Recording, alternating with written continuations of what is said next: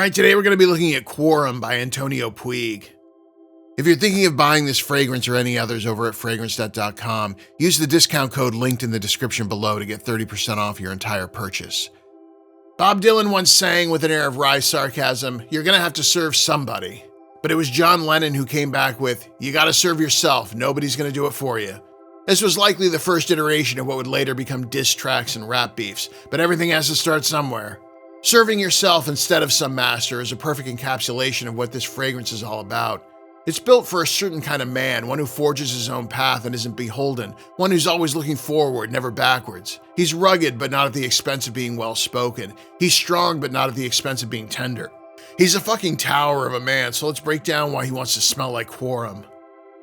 The open isn't going to take shit from anyone. Lemon, bergamot, and grapefruit bring tears to your eyes, while spicy caraway and artemisia awaken your flight or fight response, flooding your system with high-test stimulus, like mainlining adrenochrome and chasing it with a big bowl of fucking Wheaties.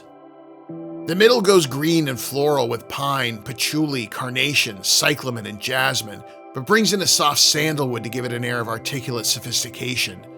The middle is that moment directly after you take your first shot of tequila and chase it with salt and a lime. The alcohol flooding your body, washing over you with a sense of well-being and even a little excitement. You know the hangover is coming, but in that moment you really can't bring yourself to care.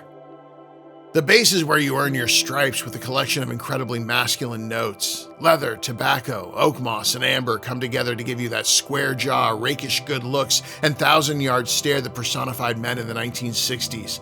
Courageous, hardworking breadwinners who led by example and never took shit from people who couldn't match their skill or determination. That's who wears this fragrance. Presentation is both original and somehow classic all at the same time.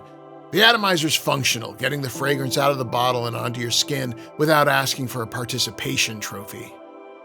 Longevity is good, lasting a respectable 7 to 8 hours on my skin with strong projection in the first 2 hours. Is this going to get you compliments? One quote I think of a lot is by the great Southern novelist Thomas Wolfe, who said, "You've reached the pinnacle of success as soon as you become uninterested in money, compliments, or publicity." I strive for that success every fucking day.